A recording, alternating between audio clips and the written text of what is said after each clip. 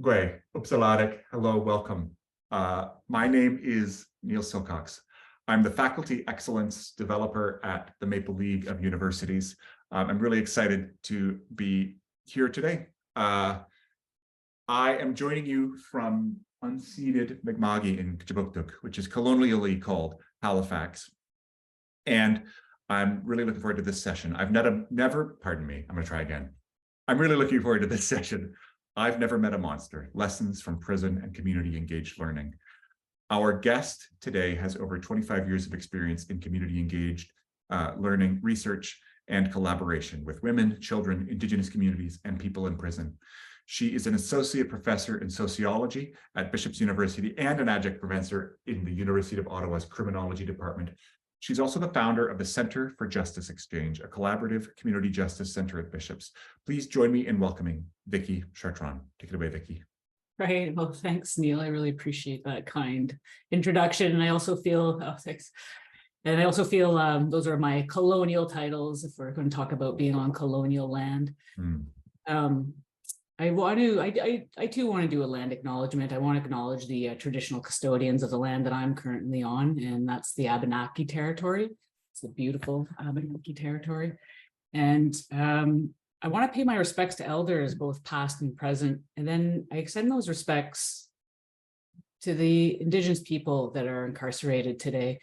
And I don't think it's a coincidence that as I'm talking on stolen land, that the majority of people inside prisons are Black and Indigenous and other colonized peoples. I do want to thank the organizers, the Better Together organizers, and Neil for all your work. I think it's such a labor that's unseen but so vital and important, and also everyone here today. I love these kinds of intimate groups. I think this is where some of the best work gets done. So I want to thank you all for your presence and energy today. It's a valued, yeah, definitely not a coincidence. I love the title of these talks, the Better Together, because as a community engaged scholar, I honestly believe that the best learning comes from the everyday folks who are just doing the work. And so it's not necessarily those with the most prestige or recognition, but it's much of it's the invisible work. And I think it's from within these kinds of locales and communities and circles where we find the answers to our collective struggles and challenges. So I want to talk about, I'll talk about Justice Exchange and this community engaged learning that I do, but I want to do it in the terms of the lessons, some of the bigger lessons I've learned in this work. And I want to do it in collaboration and discussion with you good folks, because I know that I have just as much to learn from everyone here as well. So we'll make this some sort of like reciprocity and mutual learning engagement. I like the, I was just as an example of some of the lessons learned and some of the best lessons learned in folks are doing the work. I was talking to a math teacher, math professor at Bishop's, and they were telling me that at the beginning of every introductory math course, they have their students, they invite their students to talk about their scariest math experience. And I thought, what a brilliant strategy. Like, you are inviting the monster in for tea and just getting it out of the way and talking about it. And so I thought, these are the kinds of things that I love learning from folks. And again, it's really just the everyday folks who are doing the work. So what I'm going to do is I'll talk a little bit about some of the experiential learning that I do through the Center for Justice Exchange. I'll talk about Justice Exchange and what that is. And then I'm going to talk about 3 lessons that I pulled from doing this work. And in talking about that, I'll sort of highlight and exemplify some of the more nitty-gritty aspects of Justice Exchange. And then I'll just do a really quick recap. And while I'm doing that, I invite you to share, if anything resonates with you, to share your ideas, to share any of your strategies or any of your questions or thinking around this. So feel free to jump in. And Neil, if you see something in the chat that I'm missing, then also feel free to stop me and we can talk about it. Okay, so I'll tell you a bit about Justice Exchange. What I'll do is I'll share my screen. All right. So I'm just sharing. So here's the Justice Exchange website. I'll probably not focus on the Mountie. So here's our here's the Justice Exchange website, and this is where a lot of the initiatives that particularly that I'm doing, but also the center itself, because it has a lot of community members and students who are involved in this work. So I actually started going to prisons about 25 years ago. And the reason for that was I had a professor, an old 60s activist who was revolutionary, who was saying, you don't have to buy into my bullshit and what I'm saying, because he was teaching an abolition course, but he's like, go find out for yourself. And it was the first time that an expert or a professor was telling me to just go find out for yourself. So I started volunteering for the Infinity Lifers Liaison Group, which is a prisoner advocacy group. And we started going in, talking to men who were sentenced to life in prison for 25 years. And after that, I started working. I worked at the Ottawa Parole Office. I worked actually with Kim Pate and at the Canadian Association of Elizabeth Fry Societies. I worked at a women's shelter. So I've been doing this kind of community engaged work for quite some time. And just to go back to the title, I've never met a monster, is that in those 25 years that I've been doing this work and going into prisons and talking to folks inside of prisons, is that I really never have met a monster. That the people that I meet, some of whom done some horrific things, is that the acts are never gratuitous. They're never random. That for the most part, they come out of the context of some form of they themselves experiencing some form of violence. And for the most part, that supports and resources had been pulled from them throughout most of their entire lives, starting from children. So in that time, like I said, I've never met a monster, but of course, students have this abject fascination with the criminal justice system and the people and the monsters and the criminals that they find in there. So at the same time, it's a very alluring field. And what I like to do is in community engaged work is to make sure that they're meeting these so-called monsters. And by the end of the sessions, they're always like, wow, they're just like you and me. And I'm like, yeah, they really are just people. So I started Justice Exchange. It actually started in the basement of a bar in Ottawa with 10 student volunteers. We wanted to find a way of getting involved. And it's hard to get into prisons. Oftentimes there's lockdowns and there's ion scanners. So it's really hard to get into prison. So what we started to do is to just start writing people. So we started the group Prison Letters, and we sent so you may not know this, but in every prison, by law, there has to be an inmate committee. And so we sent 53 letters to inmate committees across Canada and federal institutions. And we just said, hey, write us. We're going to provide you with information and research. We had no idea what we were getting into. And it sort of started to build up. We'd get letters and we would respond. And the students who were involved would help respond to these letters. I'll stop sharing the screen. So the students, so we started writing letters and corresponding with folks inside the prison, and it just sort of evolved in its own way. Then when I moved to Bishop's, I changed the name from Prison Letters to Justice Exchange. And the reason for that was that there was kind of this assumption that with Prison Letters, we were there hosting and providing information and support. But what we started to realize was that it was a collaborative effort, and that we were learning just as much from the folks inside as they were gaining information from us, as they would write us letters and ask for information requests.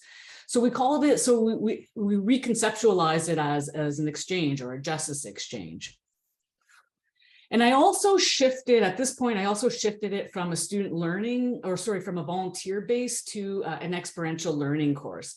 And that way, as you know, especially with student volunteers or any kind of volunteer, but when the workload gets heavy, it's the volunteer work that gets dropped first. And so by switching it over to an experiential learning course, we're able to get a little bit more commitment from the students.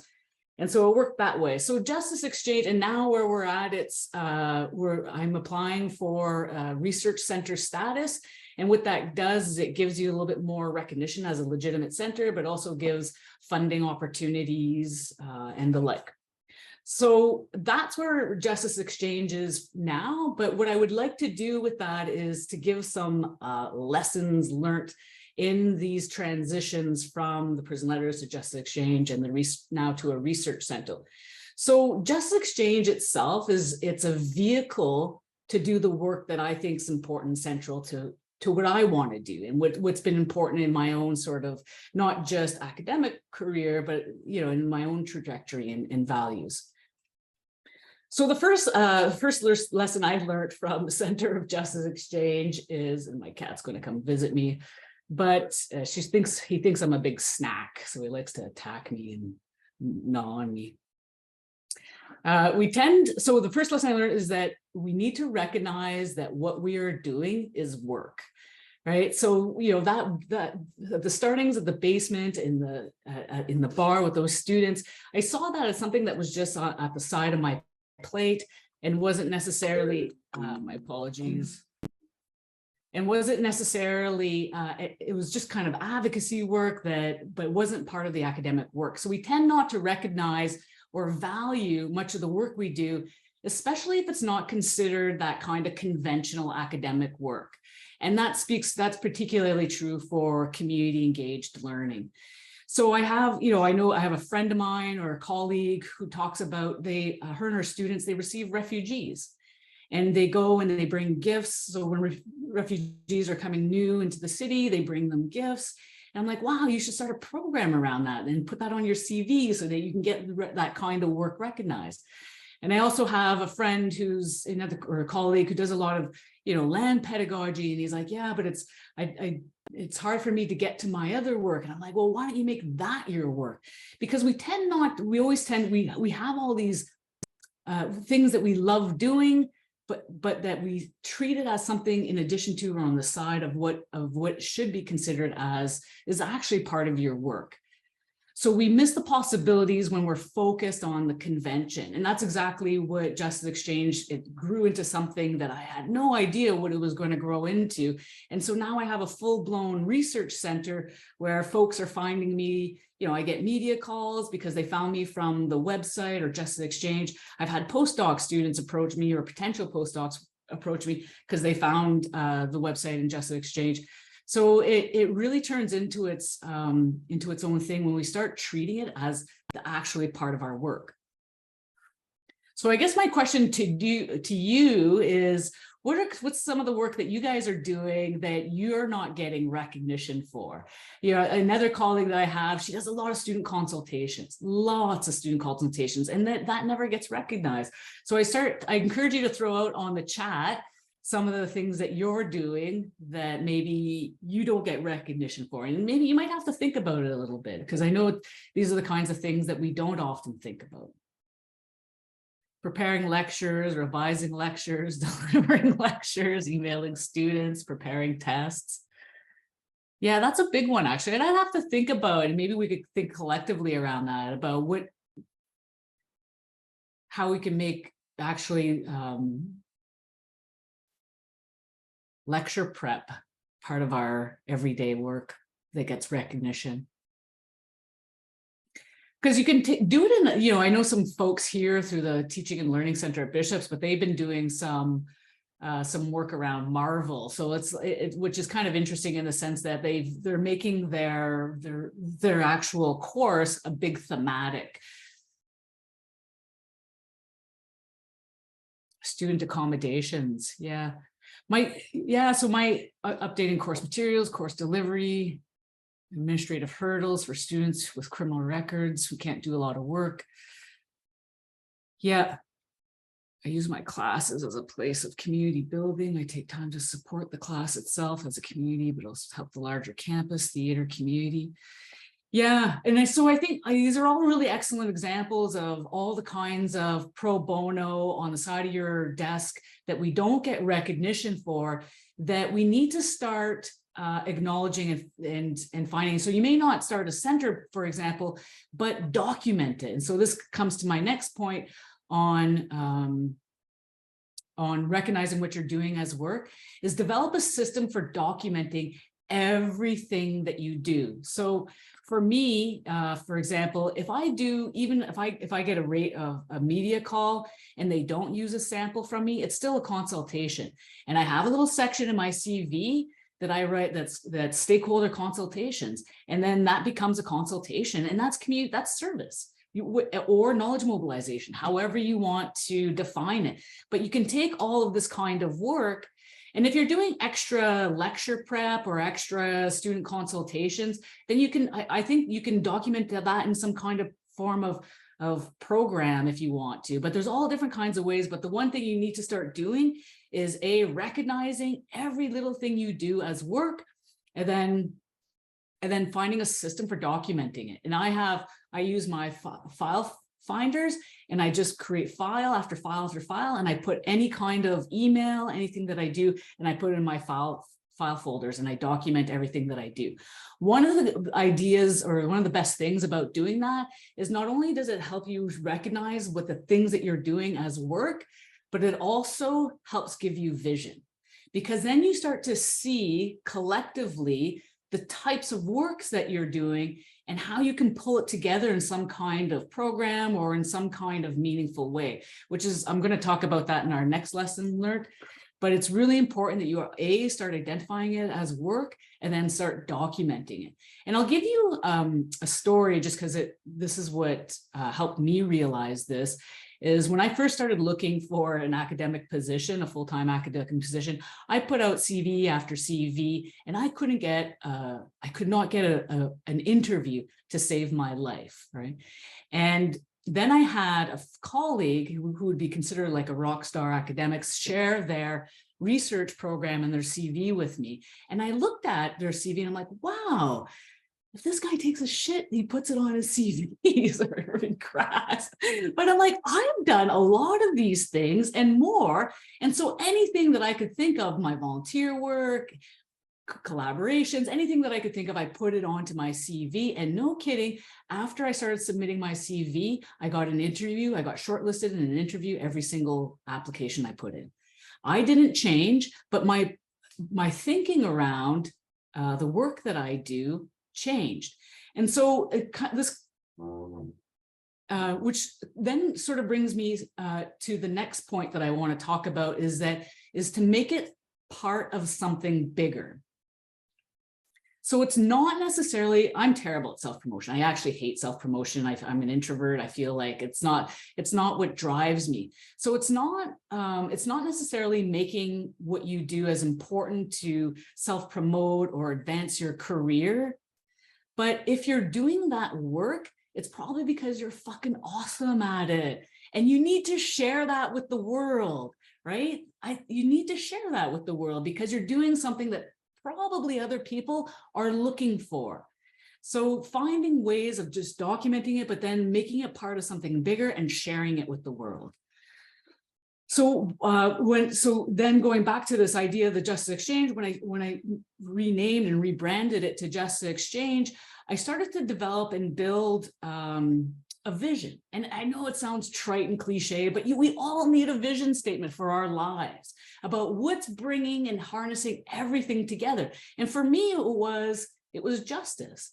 For me, the centralized feature for everything that I was doing, it wasn't just simply, oh, okay, well, I'm doing advocacy, but it was bringing justice. So I don't just work with folks in prison. I also work with the families and communities of the murdered and disappeared Indigenous women, and they don't have any access to justice. So what we started to think about is, okay, so my vision statement is about, well, we're reconceptualizing justices to community-based and collaborative and creative practices of justice outside of our punitive and retributive model of justice.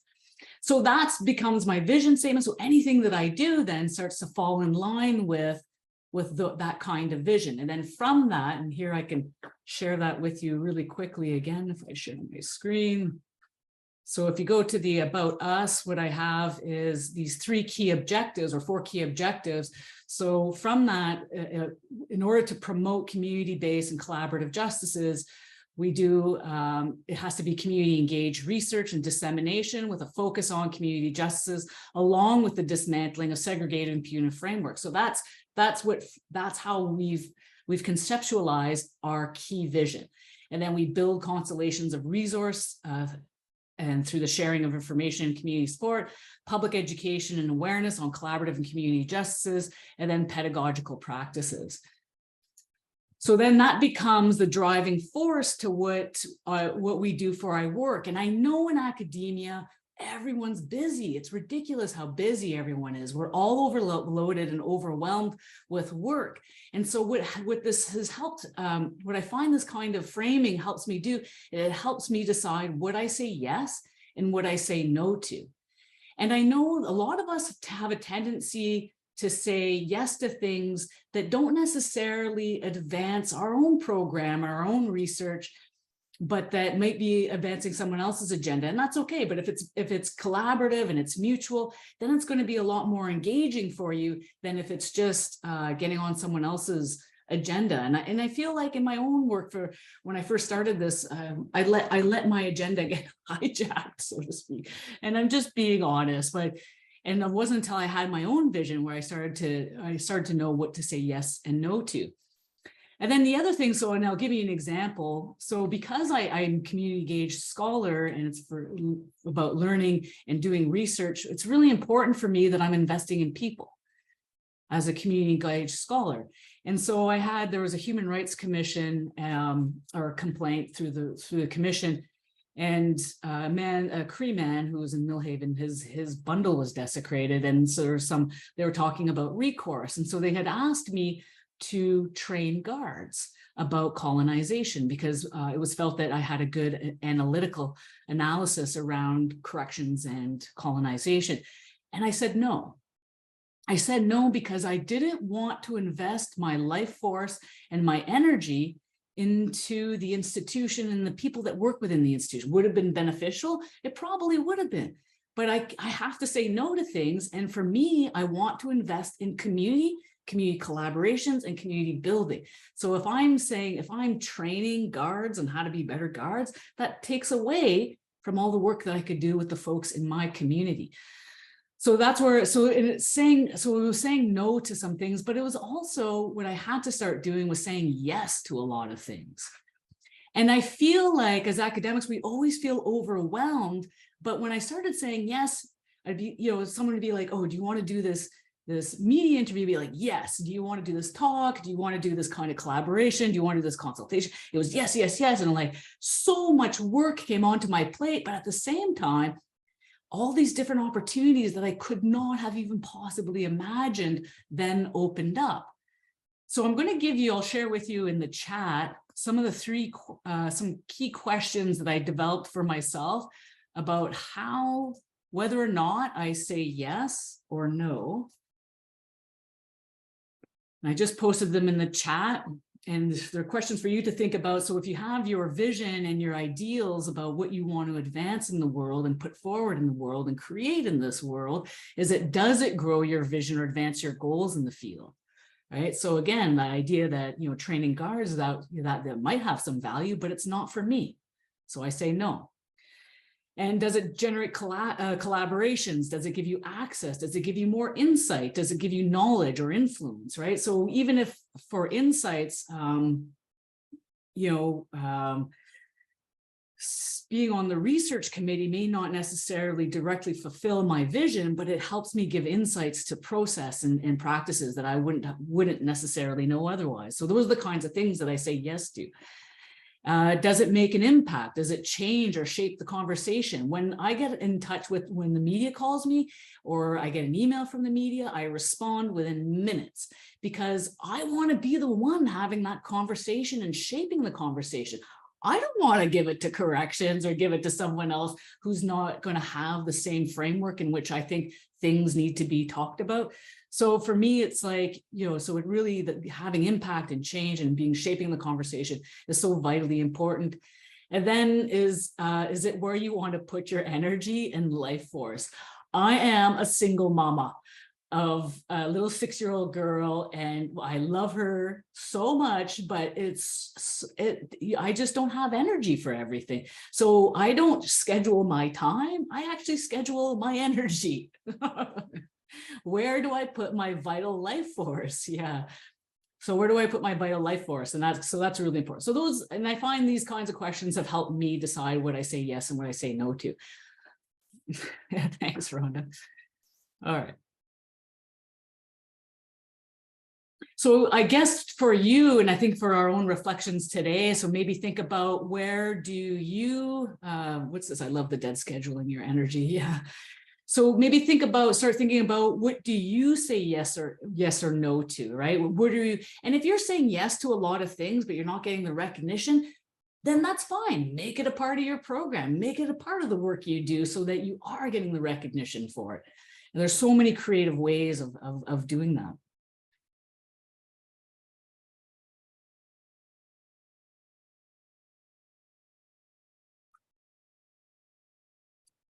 Yeah, so the point, some of the points around that. So you never, for me, it's like I never know what the day is going to bring. I never know what the day is going to bring. It has like you know, I get some kind of email or some phone call and be like, whoa, weird, this is amazing. Like I got the other day, just there's a group called Right On, and they're writing folks in prison as well, and they want to collaborate. I'm like, that's great.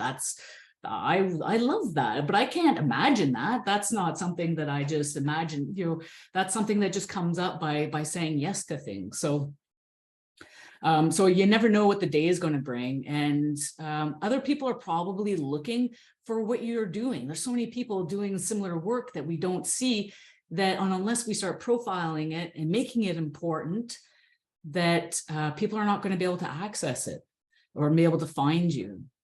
So the website, so as you said, I shared my website with you. What my website is and what I use it for is it's to share information. So if I need to direct someone and be like, oh, you want a syllabus, just go onto our website. Here's the Justice Resource Directory, just go to the website. So it's just a mechanism or vehicle in which I can share things.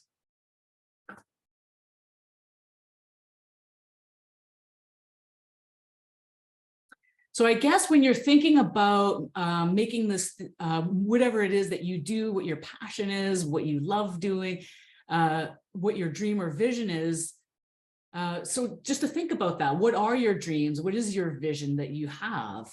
And what are your projects? And so that will help you if you're not too sure about what your dreams or visions are. Look at your projects and start thinking about, okay, how you can make those, how you can make those in some sort of program. And I'll share again, so I'll just share really quickly so with you how I've collectively put this together through the Center of Justice Exchange, because there's a lot of our work's fragmented and it's all over the place, and there's a lot of moving parts. And so what I like to do is, in the research proposal that I did, is that it helped me pull together. The research proposal for the Center of Justice Exchange wasn't just simply, you know, making a proposal, it was pulling together the disparate parts in some really cohesive fashion. So I'll just share that really quickly with you, this proposal. So here, a proposal to develop the Center for Justice Exchange as a formal research center. So I initially talked about document everything, because you never know how it's going to be relevant or important to the work you're doing. So what we started to do, and I'll just go to, I'll just really quickly scroll through some of the work that we're doing, just to give you a tease or a sense. And you can also find this on the website as well. It's under Contact Us. It says research proposal, so it's there. So scope of evidence and activities. So Center Justice Exchange, you'll see the Justice Exchange itself are partners on 3 SHIRT grants right now. So one's for prison transparency, one's for Beyond the Prison Pandemic, and the other one's for the Unearthing Justice Project.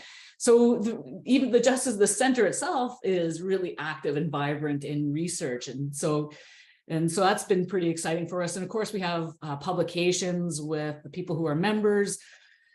We're also, the Justice Exchange, we became associate members of the National Associations in Active and Criminal Justice. And if you're familiar, it's an umbrella organization of national justice centers across Canada, including John Howard, Elizabeth Fry, St. Leonard Society. And what that center does is it gives us access to stakeholder consultations. But we're also members of different groups and collaborations. And again, it's just, if we connect with a group on some project, it could just be a one-off, but that's a collaboration, and we document that. You have to document everything that you do. And I think the sooner you start thinking about your work as vitally important, and vitally important to share with the world around you, that you'll start to be able to pull all these kinds of things together. Because when you look at the work, it looks like, oh my God, you guys are doing tons of things. And it's like, yeah, but that's over every single day where we do one thing. That's it's one thing you can document. So 365 days a year, and it's amazing. So the other thing we do, stakeholder consultations. So we have parliamentary secretaries from the ministry. We've done Correction Service Canada, CBC News, Innocence Ottawa. We even had a consultation with Justice Harry Laforme, which was awesome. And he actually had 2 other lawyers with him, and it was a 30-minute meeting. And as the minutes go by, I could actually see the $250 clicking each minute. Like, we didn't have to pay for it, but I'm like, oh my God, this is such an expensive meeting. Anyway, so that was my. So Queen's Prison Law Clinic. We also do socio-legal research. So on dangerous offender designations, wrongfully accused. And that's the stuff that we send into the folks inside, right? But we're still doing that research, and anything that we do, we collate it, we collect it, and we show. And it also helps us see what are some of the concerns. Like dangerous offender designations is a really big concern inside, especially for Indigenous folks, because they're the ones who are particularly being designated with the labels, and which are in indeterminate sentences. Other things, we document all the letters we receive, and we're starting to document the phone calls. But also what that's helped us do is that now we're going through the process of going over all the letters we've received, and we're tracking, similar to tracking injustices, if you've seen that website that's coming out of Carleton and U of T, but it'd be tracking just tracking these kinds of struggles and hardships within the prisons as well, because it gives us a sense of what's happening when you have direct access to folks inside. We also do community support. So we attend parole hearings, we do parole support letters, campaign letters and the like. So public education, podcasts, public presentations. And again, just so you know that all we do, I've shared all of that on the website under contact us. So if you want to get a sense, I'm happy to share information, because of people that I think that's so vitally important, that we're not resource hoarding. Like for me, it really is about collaborative methodologies and collaborative pedagogies, so that we're sharing these kinds of informations. Okay. And finally, as we're kind of coming closer to a wrap up, is the finalist point that I want to talk about is your weaknesses are your strengths. I think that's so important that you start to see what you think are your weaknesses are your strengths. And I'll give you 2 stories around that. One was, I was actually, when I was having a hard time finding work, I started talking to a life coach or a job coach. And she made me do this strength-based finder 2.0. And so I paid this money and I put in a ticket, answered 60 questions, and it gave me my 5 core competencies. And I mean, there's all kinds of shortcomings to that, but one of the good things is when I started to read my 5 core competencies, I started to cry. I started to cry because I thought those were my weaknesses. And one of them is I'm organized. And I'm like, I thought I was anal retentive, right? And then another one was you're disciplined. And I'm like, oh my God, I thought I had OCD. So what I did was, I'm like, screw it. I'm going to organize the shit out of my life because I love it. It's when I'm in flow. So that's what I did. I had fucking Excel sheets all over the place, and I put my entire life into an Excel. I just love my cat. There we go. Sorry, I get all excited around this. Organizing is like my forte. I'd make a good organizational coach. But so that's what I did. And when I started to do that, what I started to realize was that I could do a lot of things. I could fit a lot of things, not because I'm smart, I'm actually middle of the road. But what I could do is that I could bring in a lot of things into my life because I was just really good at organizing myself. So find what and find your strengths. And I'll tell you right now, it's going to be what you think are your weaknesses. It's those things that people tell you, you're a little bit too much like this. And I guarantee that's going to be your strength. the other thing is that I never thought, for example, I never thought community engaged scholarship was academic or had any value. And now I don't do anything unless it's community engaged. I think that's so vitally important. So what I'll do is I'll finish on this. I'll finish on this story because it's a story that I like to tell my students, and then I'll leave us with this. But for the longest time, like, I'm an introvert. If you do your Myers-Briggs, I'm an INTJ, which is the melancholic, the hermit. Like, I come to meetings, I tend to say the worst things and the problematic things, and I don't mean to. It's just I lack some of that kind of social flair or nuance. And so, I take all these books and try to make myself better and learn how to be more engaging without insulting people. And I'm like, and then after I told you about having my daughter, I was just exhausted. I couldn't do it anymore, trying to fix myself, make myself a better person. I'm like, you know what? Fuck it. I'm an asshole. And that's what I decided.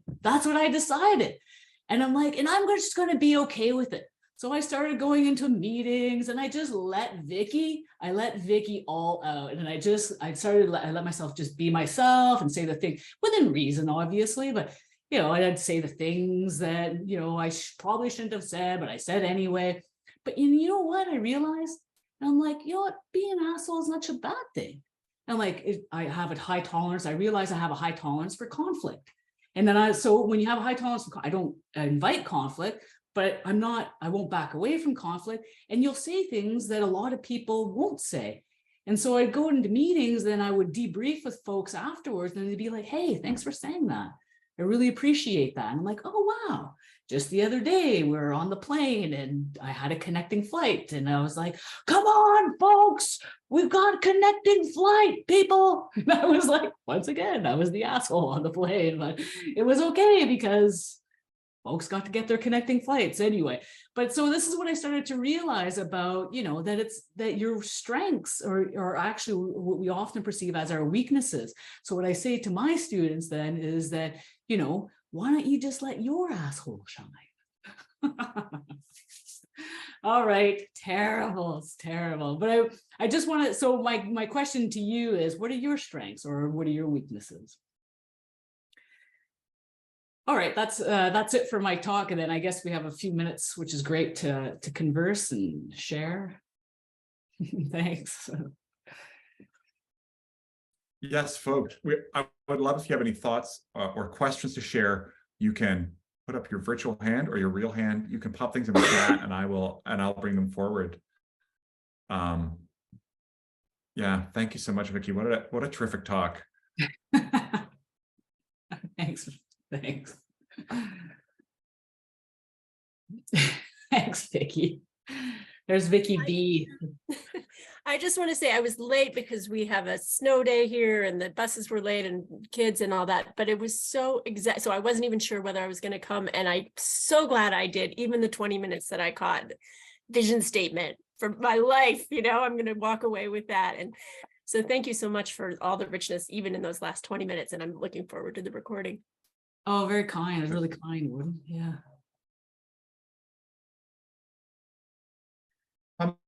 I had a question. You talked about this self-reflective practice and these 4 guiding principles that you came up with. And I wonder if there was a particular system you used to come up with those guiding principles. You said some other terms that I've forgotten, but the 4 ones you shared on your website, or if you have any advice for folks who would like to do that big picture reflective work to help give them that North Star to help them know what to say yes and no about, and when to be an asshole, and yeah, God, how much do I let you into my brain? I'm almost scared. I sometimes terrify myself with my Excel sheets, but so part of the vision, it really, it's part of a bigger piece, but for me, the guiding principles come from my mind, body, spirit. And I look at what are my values, what are my strengths, and I bring those. So what I do is I talk about, I have these columns of mind, body, spirit, and I write down how they work. I can share it with you. I mean, this is really showing how distressfully, painfully organized I am. But, and you know, so, and what some of my, what my core operations are. So earlier I talked about being an INTJ for Myers-Briggs. INTJ actually really helped me. I mean, it's not everything in that who you are, but all these kinds of strength-based finder, INTJ, I even do human design, I do horoscopes, like all those kinds of little things. That sounds so unacademic of me, but we're being raw and honest. But I find they all help me figure out little pieces of myself. And so I'm, you know, I'm really uncomfortable in leading. I don't like leading. It's not who I am. It's not where, so I'm not going to create a vision statement that's going to make me some kind of leader in something. So that's why community engaged work is exactly where I'm at my strongest, because I love working collaboration with people and having conversation. But to lead is something that's outside of my scope and terrain of. So I think it's really like getting a sense of who you are as a person and what you're comfortable with, because you can't be everything to everybody, nor would you want to be. Like, you play to your strengths. And so you find, you know, if it's, so again, the idea of my vision was like community engaged learning. And I'm great on community. I love talking to folks in prison. Like, as for a variety of reasons, I relate really easily to folks in prison. So when you're making those kinds of vision statements, it's just go to what you're comfortable with. Those are your strengths. That's what the world needs anyway. I love that. Thank you so much. AK, I see your hand. Hi, yeah, thank you very much. This is really interesting, and I'm thinking back to your comment about documenting everything, Dr. Chartrand, and thinking, you know, it's easy to document the substantive stuff. So you have a consult, you know, even you spend 10 minutes speaking with a student who is exploring whether or not they're interested in this type of volunteer work or coursework or whatever. But how do you deal with all of the administrivia? And I'm talking about things like, you know, maybe on Monday you send an email about scheduling a prison visit, and then you don't do anything else until Thursday when you receive a response. And then you send out 3 emails telling people who need to know about this, and then you don't do anything until the following week. And, you know, and that stuff all adds up. And yet at the time, it seems so insignificant. You know, if you're a lawyer, you immediately put down your point 1 for your 6 minutes. But as an academic, like, how do you deal with keeping that organized and recognizing that work? Yeah, really good point. So within reason I document. So if it's like a prison visit, yeah, you know, so this September, I visited the special handling unit for part of this report that I'm writing. But yeah, so when it was coordinating the research assistant to come in, making sure they had their CPIC. So part of that, you know, like, God, this is you can like just the exchange when you have interns, they know that part of their work has to be administrative, that we all have to do some administrative work. So some of the stuff I can delegate, especially to the research assistant, be like, okay, if you want to do this, then you need to help me organize this. And there's some stuff that you just can't do. And so this is where me being really organized just helps me. So it's what I attribute my time to. Like, I carve out 3 hours a day just for writing and research. Like, I do not, and I won't let that go. That's because that's where you have the most impact. If you are seen, like you made the reference as Dr. Chartrand, like if you're seen as the authority in the field, you're going to have more impact and be able to give more sway. So you make sure that you never let go of those little spaces for your writing and where you're going to have the most impact. So you see where that's absolutely vital. But then, you know, it's like a quick text when I'm walking to school, walking my daughter to school, or it's just fitting those little components in really quickly. It's just, that's how I do it. But I think, I mean, there's so many different ways of organizing your time and your schedule, yeah, again, I should probably, this would probably be a whole other course I could give. I should actually probably give a course around this. Someone invited me to do that, but yeah.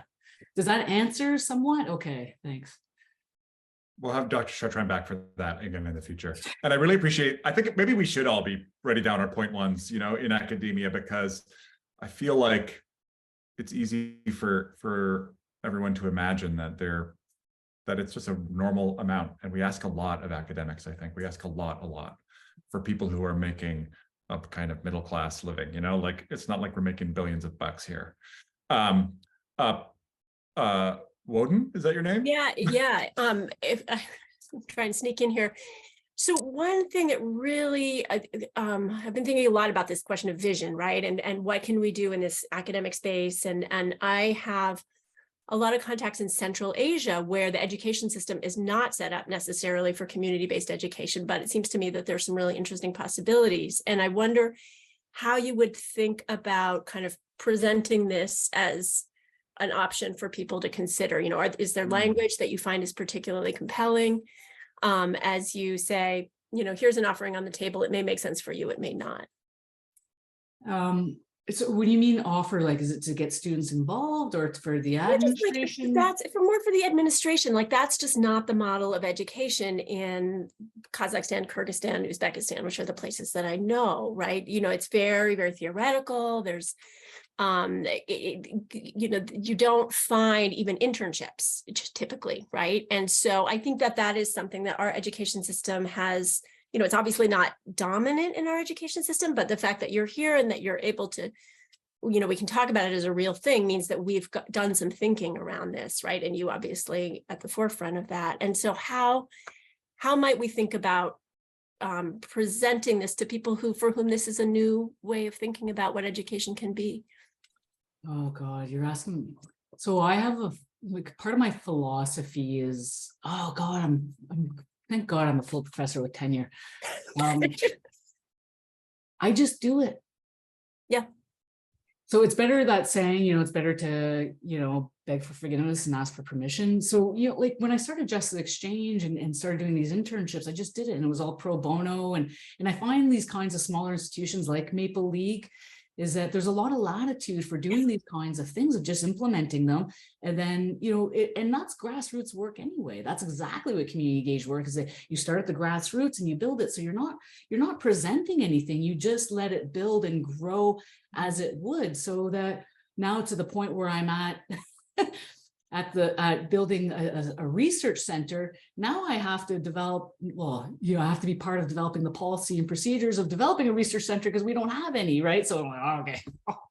It's like, you can do it if you're willing to do the work around it. And that's what, if you're willing to do the work, I would just do it, like, and then start some kind of engagement in terms of, you know, do you have experiential learning courses that students can take?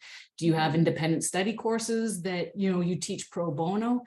And you know, like when I talk, and I do talk, don't get me wrong, I talk to administrators all the time about the work that I'm doing. I'm always trying to get them to pay attention, not always, but I'm trying to get them to pay attention to the work that's happening here. So it's like, look at this is what we're doing. Like, this is really important work. And so it's not a matter of should you do it or how do you do it? Just do it. Just do it. And because people are going to want you, like, you're going to be, this is where we always feel like there needs to be a trend or there needs to be some sort of path that we've already seen. It's like, you're going to be blazing it. You're going to, because you're already, the way you talked about it tells me you already know what you need to do. You're like, well, we don't already have this model and it doesn't, well, then create it, because those are the that's what exactly academia is all about. I love that. I get excited thinking about all the possibilities of what you can do. And this is where exactly, like, see what you do as work. And that's vital, that you need to share with the world, and you're going to blaze that path and make all those inroads for all those people, like here and abroad. Thank you. Yeah. Yeah. Thank you very much. Are there any more questions? For Vicky, we have time for maybe one more.